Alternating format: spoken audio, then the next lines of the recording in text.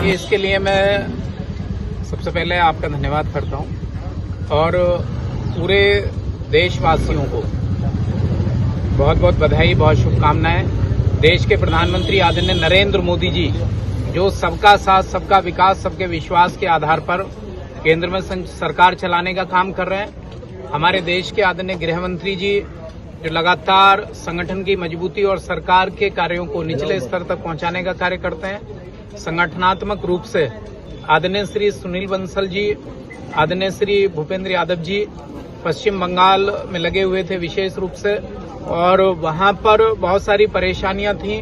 बांग्लादेश से घुसपैठिए रोहिंग्या वहां पर आकर जो अतिक्रमण कर रखा था, उसमें इस बार एक अच्छा चुनाव आयोग ने कार्य किया और निष्पक्ष रूप से मतदान हुआ।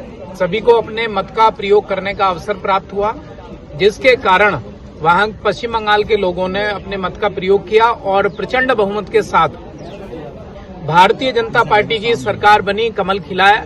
तो निश्चित तौर पर जैसा उत्तर प्रदेश के अंदर सुशासन चल रहा है, उसी तरह से परिवर्तन पश्चिम बंगाल में आएगा, क्योंकि उत्तर प्रदेश की भी समाजवादी के शासनकाल में यही स्थिति थी जैसा पश्चिम बंगाल में ममता बनर्जी ने कर रखी थी।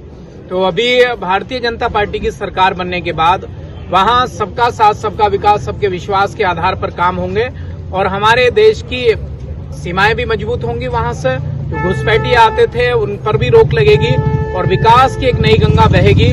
और मैं तो ये कह सकता हूं कि आज जितना उत्तर प्रदेश में सरकार बनने पर प्रसन्नता थी, उतना ही आज पश्चिम बंगाल में भारतीय जनता पार्टी की सरकार बनने पर खुशी हो रही है, क्योंकि हमारे हिंदू भाई बहन थे उनका किस तरह से पिछले चुनावों के बाद वहां पर अराजकता का माहौल पैदा कर दिया था टीएमसी के कार्यकर्ताओं ने, ममता बनर्जी के गुंडों ने।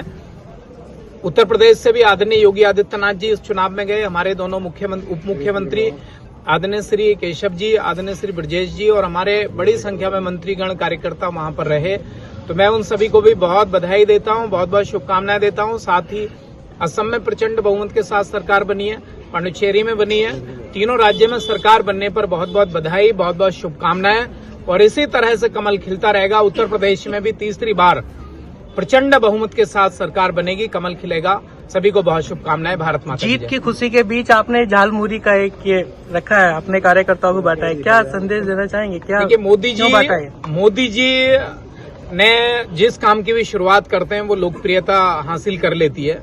और मोदी जी वो देश के प्रत्येक वर्ग को ध्यान में रखते हुए कार्य करते हैं। वहां का जो मुख्य खाद्य पदार्थ है जो लोकप्रिय है वहां पर, उसका आज वितरण किया जा रहा है पश्चिम बंगाल के अंदर भी। तो हमारे कार्यकर्ताओं ने भी इसकी तैयारी की कि उसी को अपने यहाँ भी एक शुरुआत की जाए। और झालमुरी के साथ हम लोगों ने यहाँ पर खुशी मनाई है अपनी सरकार बनने की खुशी में, जो प्रचंड बहुमत के साथ सरकार बन रही है, इसलिए इसका यहाँ पर हमने वितरण किया है।